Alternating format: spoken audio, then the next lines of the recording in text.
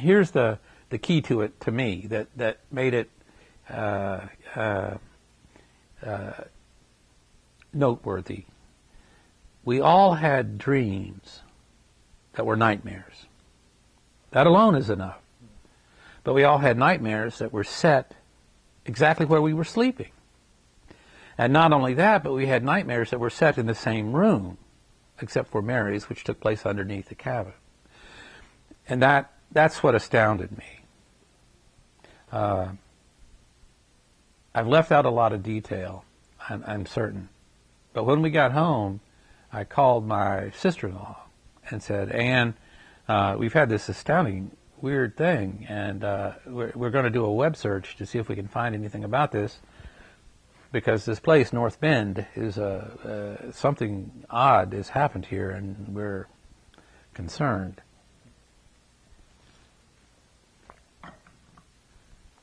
And Ann said, the first thing you should do is write down everything, which I failed to do, of course. I can't imagine how much stuff I've left out. But we all gathered around the family computer. And this is the climax of the film. You know, this is the part in the film where it all gets tied together.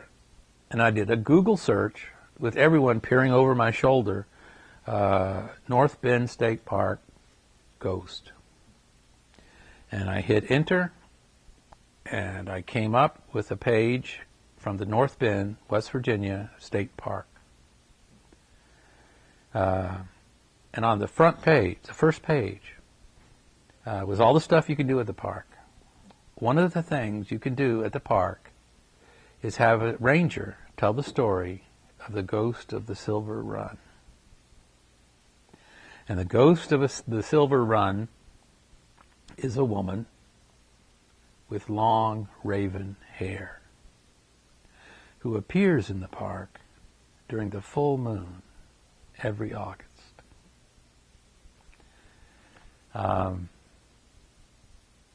As a result of this experience, and these sort of plot points can't bring forth, can evoke the feelings that the event evoked. I was really, really interested suddenly. I opened an account on a website called Shadowlands.net, and I found out that this kind of thing has happened to a lot of people, and that every little incident that happened to us has happened before. The problem with the lights is common.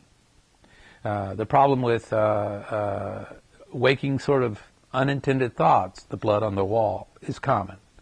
The problem of animals being afraid of these places is common. So that's why I wonder about the dog, Peter's dog.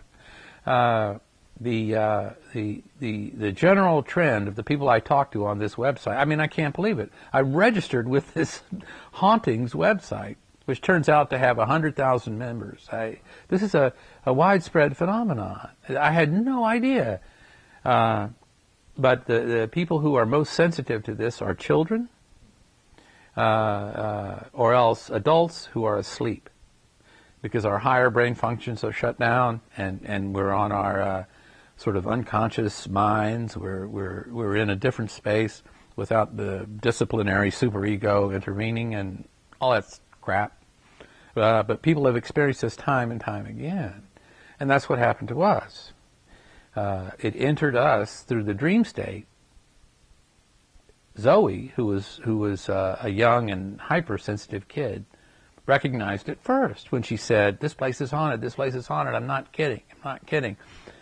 All of that stuff I dismissed, and in my memory, I know there are further details that I've left out that fit right in line with other people's experiences of what are now known as hauntings. Here's the deal. I before this, I was a reader of ghost stories and stuff, M.R. James, but I had no serious leanings toward this. It didn't interest me. I didn't think it was true. I didn't think it could be true. And this is, for me, the smoking gun. This is, to me, is like the person who's finally seen a flying saucer in broad daylight land on his front yard And you know, you can't shake me from this. This was too weird. One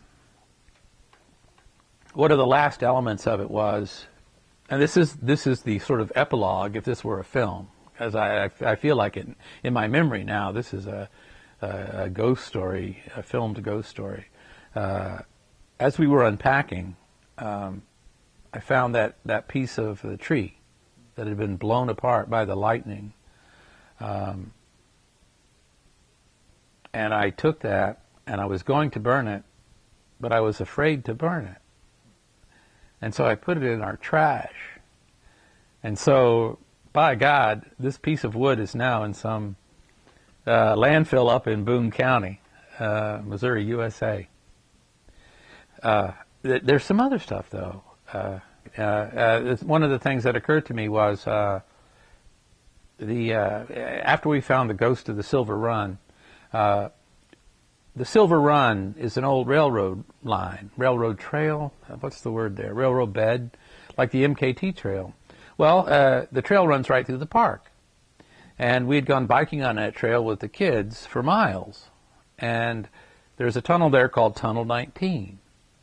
Well, as we were biking, we biked some bright sunny day on this Silver Run trail. And we got to a tunnel, and the kids wanted to turn around.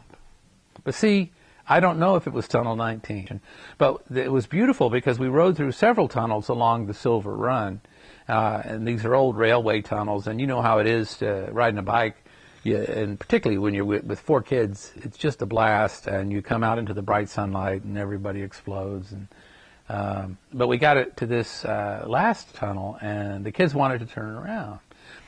Why is that pertinent? Because they're healthier than me, you know, they're stronger and young, and they want to ride forever. And my suspicion is, I have no evidence, but my suspicion is that was Tunnel 19.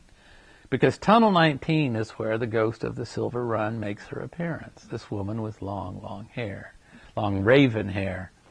As I looked into it further, I found a couple of possibilities. There's a family in Parkersburg, West Virginia, known as the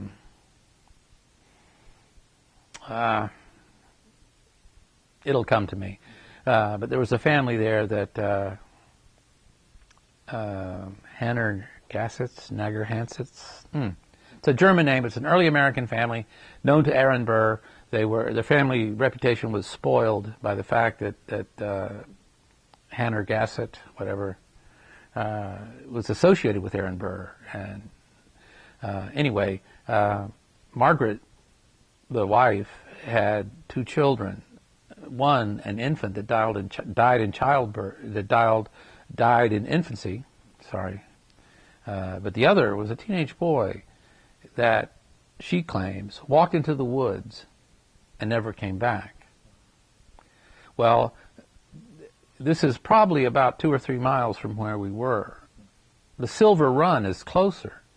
And the fable of the ghost of the Silver Run, and on the website they throw it out as an urban legend, is that a woman was going to her wedding in Parkersburg, but was spurned, and on the way back threw herself off the train and died.